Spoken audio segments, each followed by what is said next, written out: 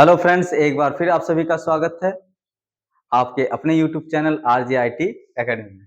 पिछले वीडियो में हमने पढ़ा था गुड्स, जिसका मतलब होता है माल या सामान। आज की इस वीडियो में हम जानेंगे डेब्टर। तो डेब्टर को हिंदी में कहते हैं हम देनदार। डेब्टर को हम हिंदी में कहते हैं देनदार। देनदार को आप रेडी भी कह सकते हैं। तो आज हम जानेंगे कि हम देनदार किसे कह सकते हैं। तो जैसा कि हमने पिछले वीडियो में पढ़ा है गुड्स, तो गुड्स एक बार हम आपको बता देते हैं। कोई भी व्यापारी जिस वस्तु का व्यापार करता है उसको खरीदता और लाभ लेकर बेच देता है, उसी को हम गुड्स कहते हैं। आज की इस वीडियो में जानेंगे डेब्टर। तो जानते हैं, जब कोई व्यापारी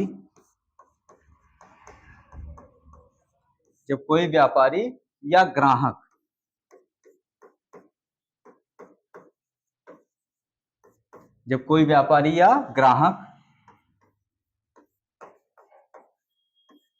किसी दूसरे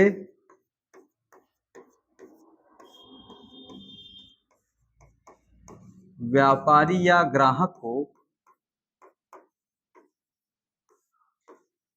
जब कोई व्यापारी या ग्राहक किसी दूसरे व्यापारी या ग्राहक को उधार में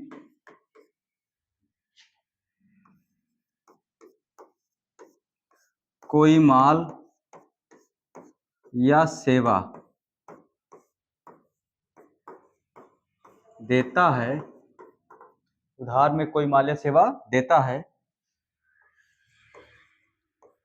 तो वह व्यापारी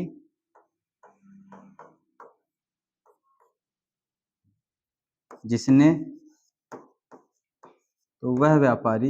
में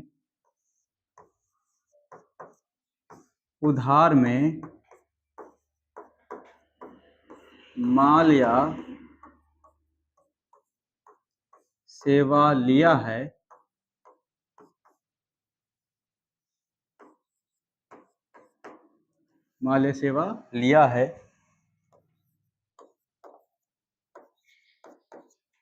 देनदार कहलाता है।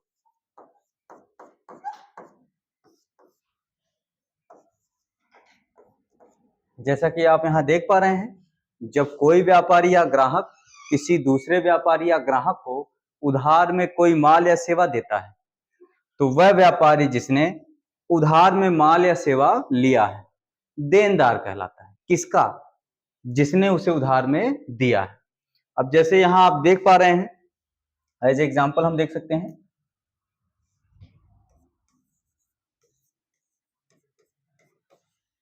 किशोर ने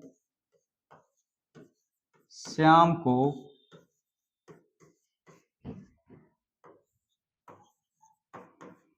उधार में माल बेचा। किशोर ने श्याम को उधार में माल बेचा। तो हमने बताया है कि अगर इसमें पूछा जाए कि डेब्टर कौन है, देनदार कौन है, तो आपको देनदार की परिभाषा याद होनी चाहिए, या देनदार किसे कहते हैं उसका कॉन्सेप्ट होना चाहिए क्लियर, कि जो व्यापारी या ग्राहक उधार में माल या सेवा लेता है तो वह देनदार कहलाता है उस व्यापारी का जिसने उसे उधार में दिया है। तो यहाँ पर देख रहे हैं किशोर ने श्याम को उधार में माल बेचा, तो यहाँ श्याम उधार लेने वाला हो गया। श्याम क्या कर रहा है? किशोर से श्याम उधार में ले रहा है, तो श्याम उधार लेने वाला हो गया। किससे? किशोर से। तो यहाँ श्याम किशोर का देनदार कहलाएगा।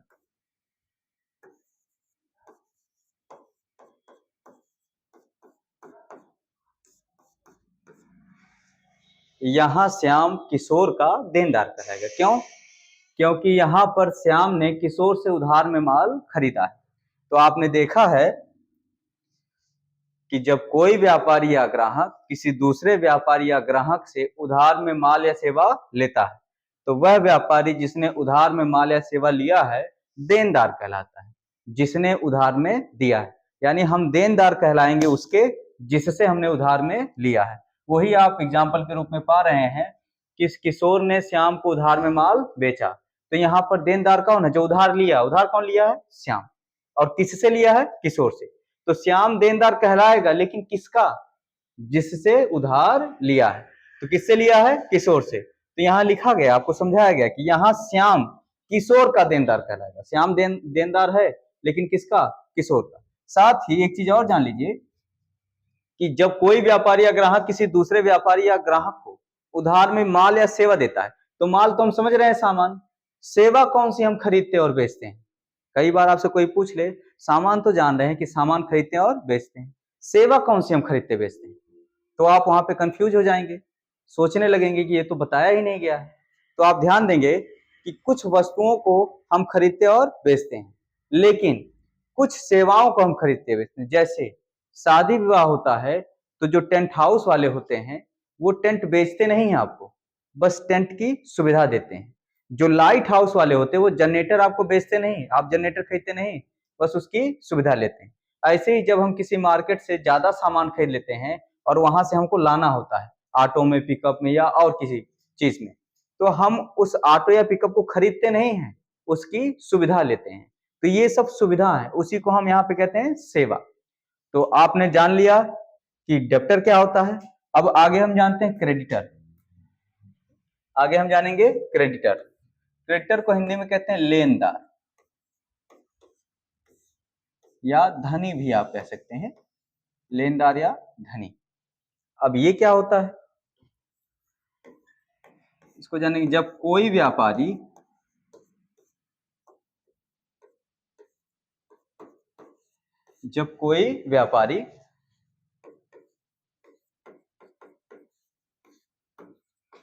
किसी दूसरे व्यापारी या ग्राहक को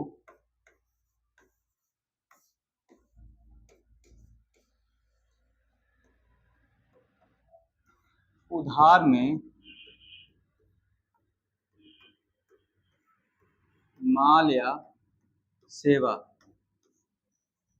माल या सेवा देता है,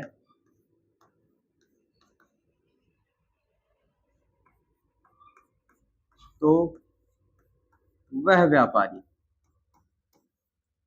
वह व्यापारी जब कोई व्यापारी किसी दूसरे व्यापारी को या ग्राहक को उधार में माल या सेवा देता है, तो वह व्यापारी जिसने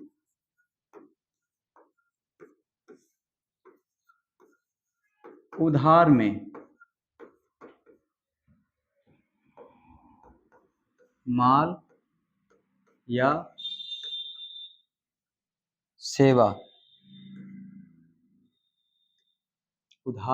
या सेवा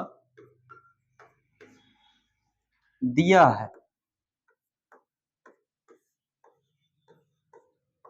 लेनदार कहलाता है।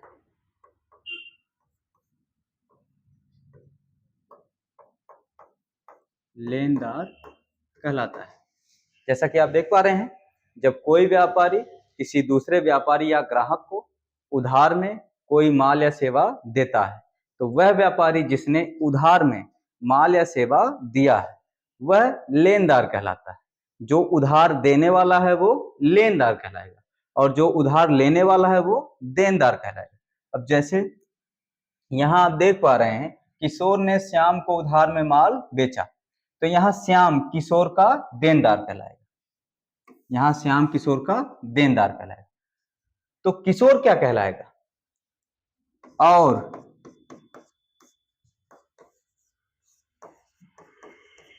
किशोर श्याम का लेनदार कहलाएगा।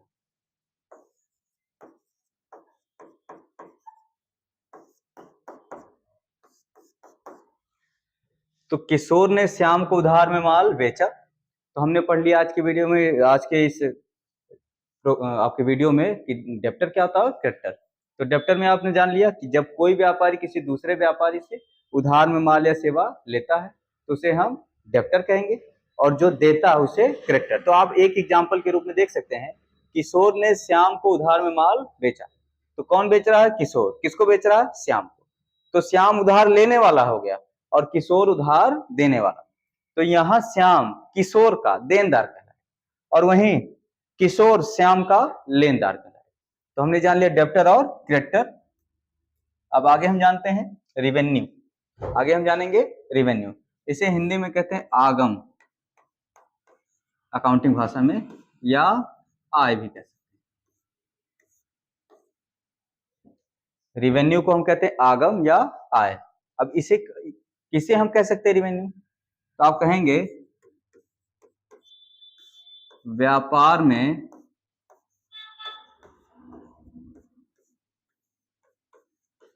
होने वाले इनकम को, व्यापार में होने वाले इनकम को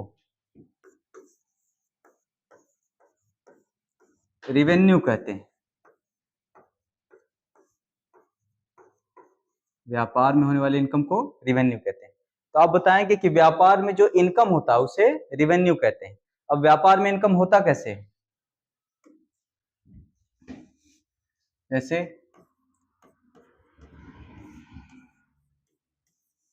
माल को बेचने से इनकम,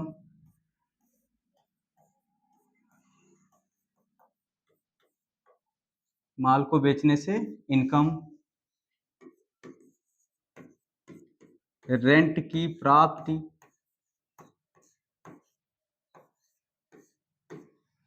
रेंट की प्राप्ति,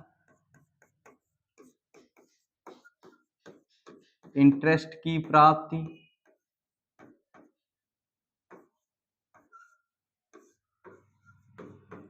आदि। तो हम पढ़ रहे हैं रिवेन्यू। रिवेन्यू क्या होता है? व्यापार में होने वाले इनकम को रिवेन्यू कहते हैं। अब व्यापार में इनकम होती कैसे? माल को बेचने से इनकम। यदि हम कोई सेल परचेज का बिजनेस किए हैं तो वहां माल को बेचने से इनकम, जो सामान बेचेंगे उससे आय आएगी, उसी को हम क्या कहेंगे? उस व्यापार का रिवेन्यू।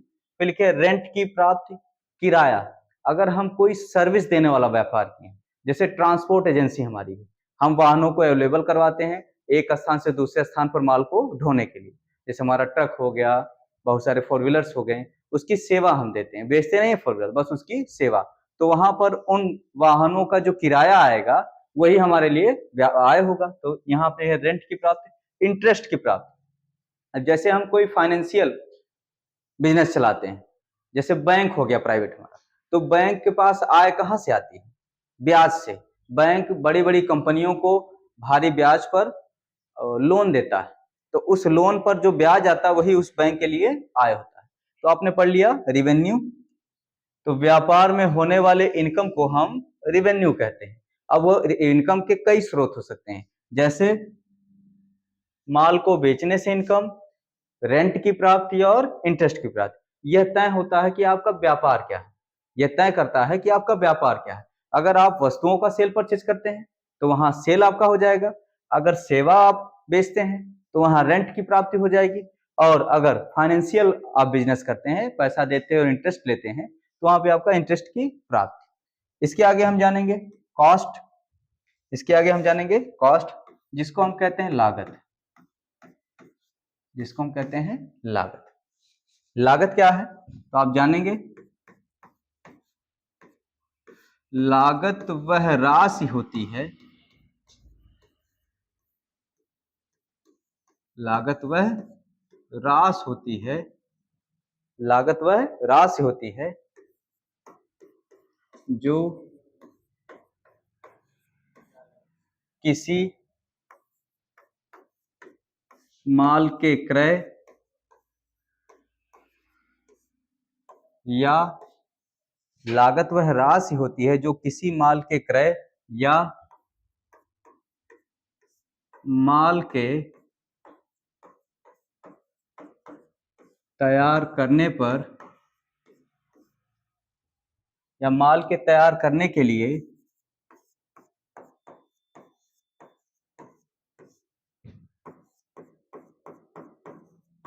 लगाई गई हो।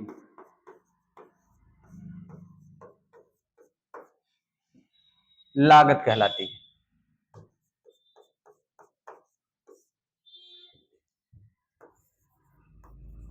लागत कहलाती है। तो जानेंगे हम लागत क्या है। लागत वह राशि होती है जो किसी माल के क्रय या माल के तैयार करने पर लगाई गई हो, लागत कहलाती है। अब जैसे अगर हम कोई सामान खरीदते हैं, जैसे मान लीजिए हमने मार्केट से कोई सामान खरीदा 5,000 का। अब उस सामान को अपने घर तक लाने के लिए हमने ऑटो किया, ऑटो वाले ने किराया ले लिया, सामान का मूल्य था